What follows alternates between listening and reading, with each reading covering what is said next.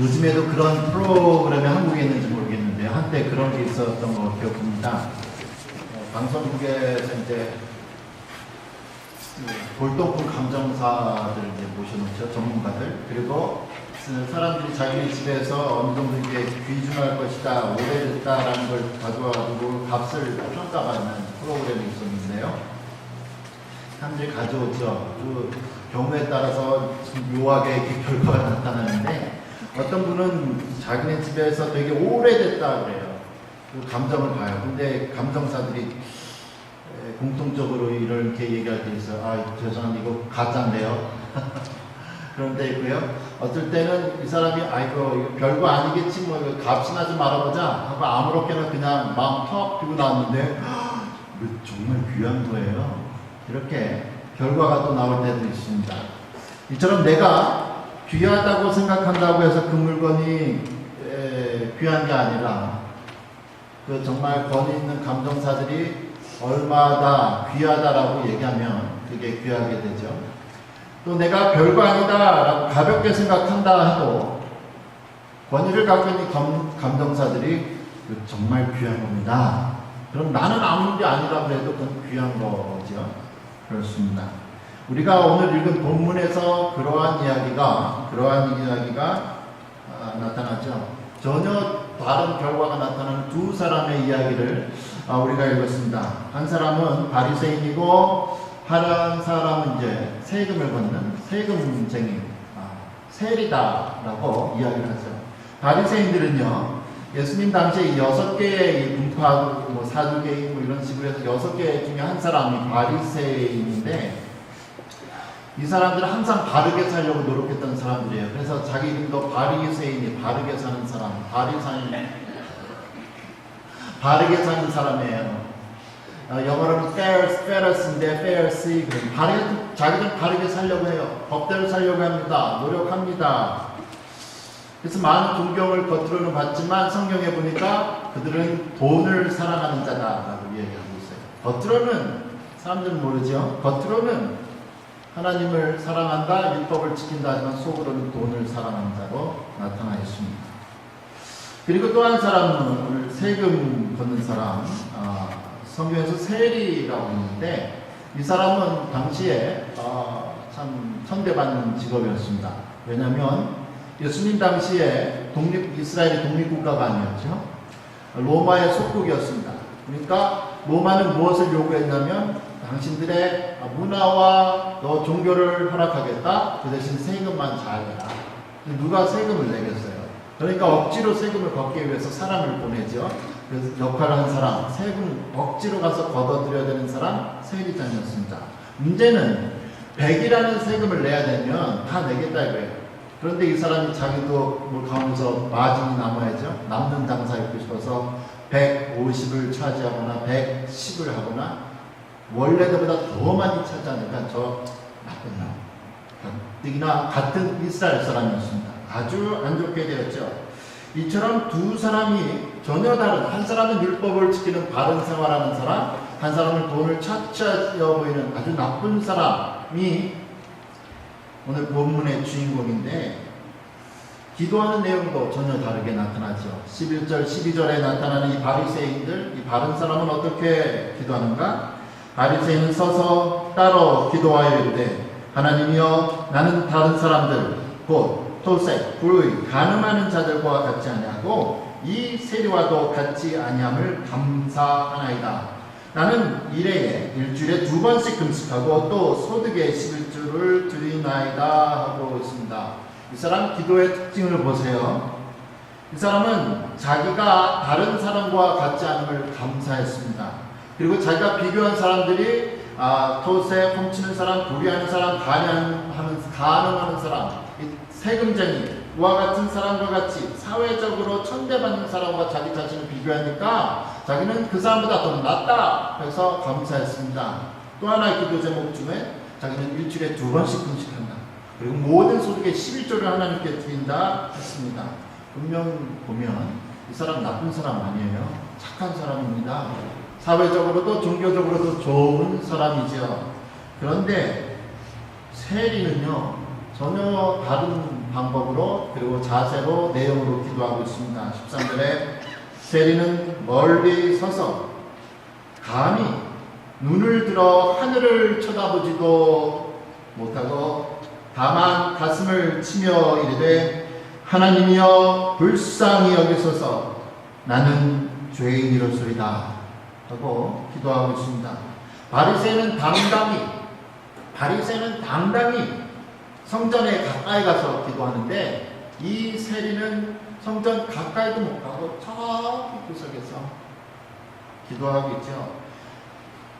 바리새인은 두 손을 들어서 하늘을 향해 하나님께 기도하는데 이 세리는 성전 안에 나온 것도 황송하고 죄송해서 하늘도 못 쳐다보면서 가슴을 치면서 기도하고 있습니다. 바리새인은 자기 자신을 하나님 아니 다른 사람들과 비교해서 나 착한 사람입니다 하고 기도하는데 세리는 나는 나를 불쌍히 여겨주십시오 라고 하죠. 바리새인은 자기의 종교 활동을 일주일에 2번 금식하는 거 11조 감사했습니다. 그런데 이 사람 세리는 자기 자신이 죄인이라고 했습니다.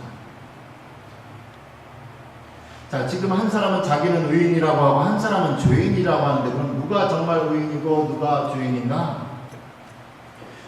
요즘에 이제 11월, 12월 되면서 고등학교 가려고 하는 학생들이 이제 막 대학교 준비하죠.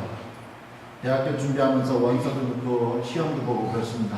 시험 보고 원서 넣고 그러고 나면 기분이 오잖아요. 기분에 시험은 잘 본 것 같다, 원서 잘 본 것 같다, 이 학교 될 것 같다, 그런 기분이 있습니다. 직장 갈 때도 그렇죠. 이 인터뷰 잘한 것 같다, 기분 좋다 그래요. 그렇지만 내 기분하고 검사하시는 학교 선생님들이나 회사의 그 담당자들 마음이 틀리면 아무 소용없죠. 내 기분이 아니라 검사관이 어떻게 판결하느냐 중요하죠. 오늘 지금 한 사람 바리새인은 자기가 의인이라고 했습니다. 한 사람 세리는 자기가 죄인이라고 했습니다. 그런데 재판관 되시는 하나님은 어떻게 보셨는가? 14절에 내가 너희에게 이르노니 이에 저 바리새인이 아니고 이 사람이 세리가 의롭다 하심을 받고 그 집으로 내려갔느니라. 무릇 자기를 높이는 자는 낮아지고 자기를 낮추는 자는 높아지느니라. 사람에 대한 평가는요, 나에 대해서 평가는 내가 해서 되는 것도 아니고 주변에서 좋게 말해주면 좋지만 그것도 다가 아니고 결국에는 하나님이 나를 어떻게 보시는가 중요합니다. 나 자신을 바리새인처럼 나보다 못한 사람하고 비교해서 괜히 기분만 좋아지는 게 문제가 아니라 나 자신을 하나님의 눈으로 볼 수 있는가? 그렇지 않고 나의 선행이나 의로움을 가지고 나를 보는 사람은 자신은 속이는 사람입니다. 결국에는 낮아지게 되어 있지요. 예수님께서 오늘 본문에 말씀하신 그 이유가 있을 거 아니에요? 이유가 뭐냐? 9절에 이렇게 초반에 말씀하고 있습니다. 또 자기를 의롭다 믿고 다른 사람을 멸시하는 자들에게 이 비유로 말씀하시되, 예수님은 자기를 의롭다 믿고 다른 사람을 멸시하는 그 사람 되지 말라고 오늘도 우리에게 말씀하고 있습니다. 바리새인은 그럼 왜 자기가 거룩하다고 생각했죠? 날마다 성경을 읽고 기도를 하고 또 그래서 자기가 거룩하다고 생각했습니다. 일주일에 2번 금식하고 11조의 모든 것에 대한 11조를 하기 때문에 자기가 거룩하다고 생각을 했습니다. 그런데 나쁜 거 아니죠? 그런데 생각이 조금 더 나가서 그러한 행동을 하는 자기가 거룩하고 그렇게 하지 않는 사람은 거룩하지 못하다고 멸시하기 시작했습니다. 교만이 그 거룩한 행동 속에 들어갔습니다. 그럼 왜 세리는 자기가 죄인이라고 얘기했냐? 이 사람도 분명히 유대 사람이, 이스라엘 사람이면은 성경 읽고 기도했을 텐데 왜 그랬는가? 자기 직업 때문에 그렇죠. 사람들에게 멸시받고 모욕받는 그런 천한 직업을 갖기 때문에 자기가 자격지심이 있었어요. 자기가 죄인이라고 생각했습니다. 여기서 우리도 모르게 빠질 수 있는 무서운 함정 2개 발견합니다. 바리사인처럼 만약 우리가 성경을 많이 읽고 우리가 많은 성경을 많이 읽고 기도를 한다거나 그리고 좋은 일을 많이 해서 다른 사람들보다 나도 거룩할 수 있다 하는 속임수에 나도 빠질 수가 있습니다. 또 하나는 사회적으로 천대받는 일을 한다고 해서 하나님도 나를 그렇게 천한 사람으로 보실 것이다 라는 자격지심에 빠질 수 있는 잘못 우리도 있습니다. 근데 그렇게 아니다는 거죠.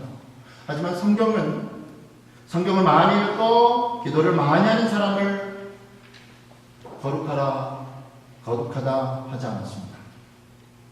제가 지금 이단 가르치는 건 아니고요. 얼마 전에 우리 대학생 중에 한 명이 저한테 문자 보냈어요. 기도 제목이 있다고. 장문을 통해서 기도 제목을 보냈죠. 그러면서 그 학생이 저한테 기도 제목을 보낸 이유가 이랬어요. 제 생각에는 이 UT에서, 이 톨리도 대학에서 목사님이 하나님하고 제일 가까울 것 같아요. 그래서 그 옆에다 웃음표 썼더라고요. 웃자고 이야기한 건데, 이곳 톨리도에서 하나님하고 제일 가까운 사람이 목사라는 일을 하는 사람들일까요? 왜?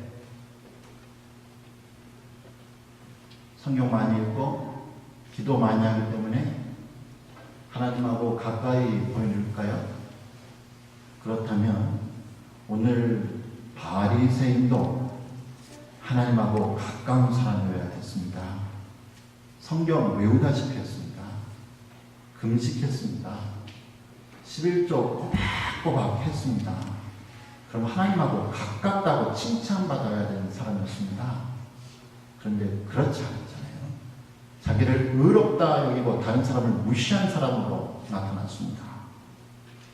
그 얘기는 단순히 성경 읽기나 단순한 기도 생활이나 우리의 착한 행실이 우리를 거룩하게 만들 수 없다라는 겁니다.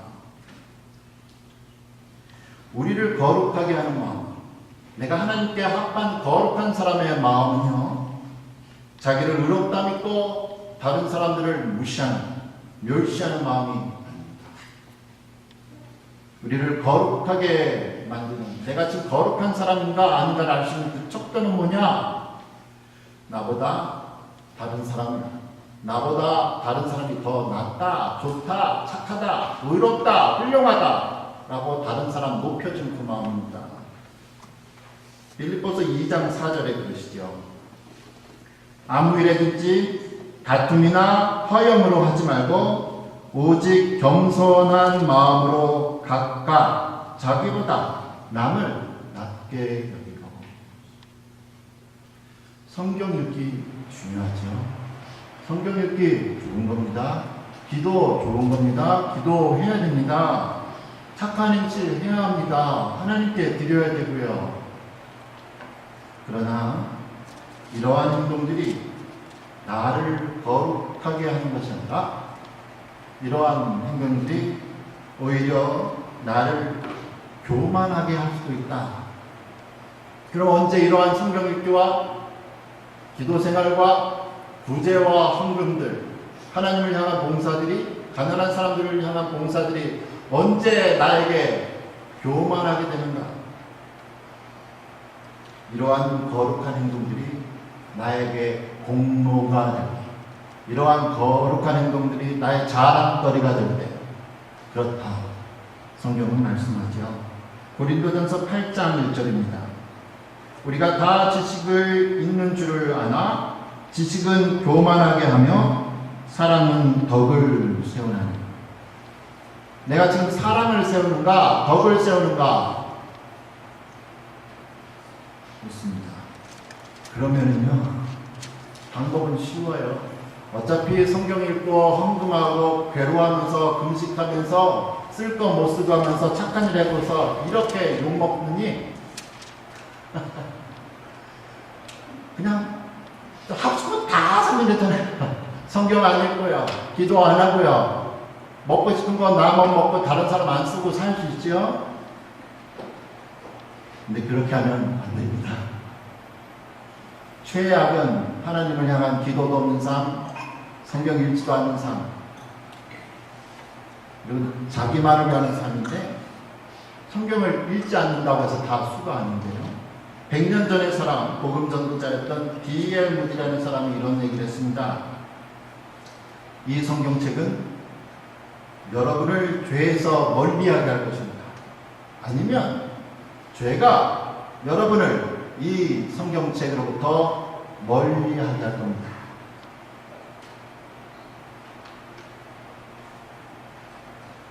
성경을 안 읽으면 우리가 죄에 빠질 수밖에 없다. 기도를 많이 하면서 우리도 기도를 많이 하면서 성경 읽지 않을 수 있습니다. 또 성경을 많이 읽으면서 우리가 기도 안 할 수 있습니다. 그러나 이 두 가지는요, 균형이 잡혀져야죠.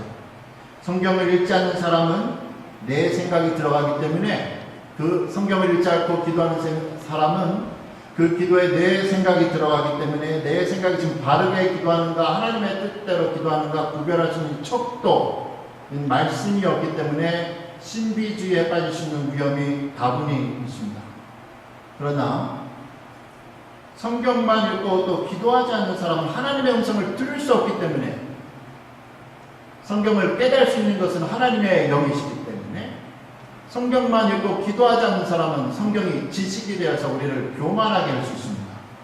그래서 하나님은 성경과 기도의 균형을 통해서 우리를 건강한 그리스도인으로 만드시죠. 마치 우리가 밥을 먹을 때 밥만 먹을 수 없잖아요.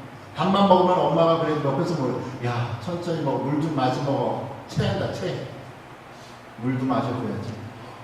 물이 좋다고 해서 물만 마셔봐야 밥은 안 먹고 뭐 어떻게 돼요? 굶어 죽죠. 목말라 죽거나 굶어 죽게 되어 있습니다. 하나만 강조할 수 없다. 그런데 왜 이 바리새인은 그 중요한 성경 읽기와 기도를 했었음에도 불구하고 하나님께 이틀 일주일에 금식하고 11절을 꼬박꼬박 했음에도 불구하고 그러한 거룩한 삶이 그에게 도움이 되는 것보다 오히려 독이 됐는가? 기도와 성경 그리고 구제와 헌신이라 이러한 것이 자기의 의를 나타내는 도구로 사용되었기 때문입니다. 그러나 바르게 성경을 읽고 바르게 기도를 하는 사람은 겸손히 다른 사람을 자기보다 낮게 여기면서 하루하루를 살아가지요. 다른 사람을 섬기는 사람입니다. 우리 예수님 잡히시기 전날 제자들의 발을 씻기시면서 이렇게 말씀하셨습니다. 내가 주와 또는 선생이 되어 너희 발을 씻었으니 너희도 서로 발을 씻어주는 것이 옳으니라. 섬기는 사람들. 우리 교회에서 일반적으로 우리 교회뿐만 아니라 얘기하는 게 아니라 우리 교회가 일반적인 신앙생활 할 때 교회 일반적으로 교회에서 신앙생활할 때 신앙생활하기가 제일 힘든 사람이 꼭 여러분 누구라고 생각했어요? 어떤 부류의 사람? 평신도, 집사님, 권사님, 장로님 누굴까요?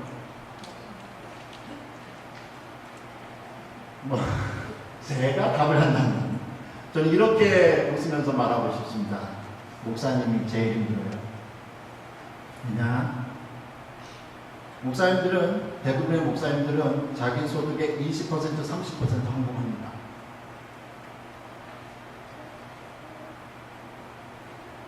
그리고 새벽 기도도 많이 하고요.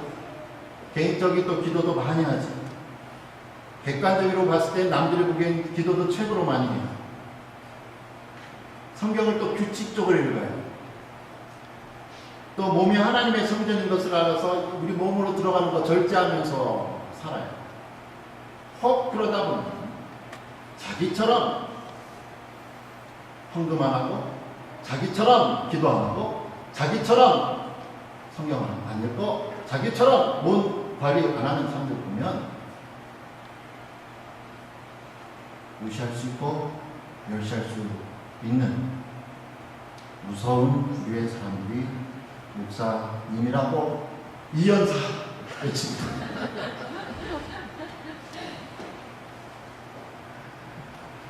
혹시나 여러분이 목사가 아니더라도 여러분의 기도 시간, 여러분의 성경 읽기 시간, 혹은 여러분의 착한 행동을 자랑한다면 바리새인, 오늘 본문에서 이 바리새인 의도적으로 그러려고 한 것이거든요. 자기도 모르게 그 안에 교만이 들어가서 자기도 모르게 자기를 의롭다 여기고 다른 사람들을 멸시하는 죄에 빠질 수 있습니다. 여러분 모두 다, 저도, 누구나 다. 너무나 억울할 것 같아요. 공든탑이 무너진다고 그렇게 헌신했고 그렇게 기도와 말씀에 시간을 투자했는데 교만이 나한테 딱 들어와가지고 운전하다가 타이어가 갑자기 펑 터진 거죠. 그래서 사람 죽고 다치는 거죠. 거룩한 행실을 지금까지 잘하는데 어느 날 순간 들어오니 교만이 나의 타이어를 펑 터뜨리면 하나님 앞에 갔을 때 나는 칭찬받을 거라고 생각했는데 책망받는 너무너무 억울할 것 같아요. 그래서 오늘 하루도 더 겸손히 살아야겠다 생각합니다. 오늘 바리새인이 자기가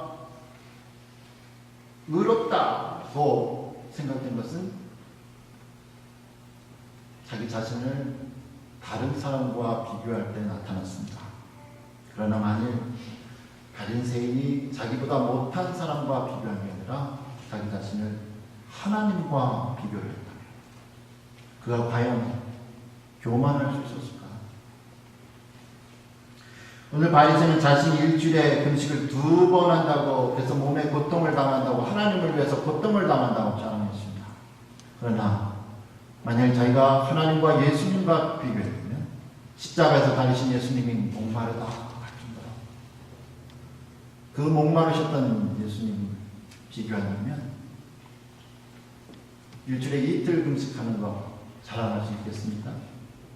바리새인은 자기가 소유의 10%를 하나님께 드린다고 자랑했습니다.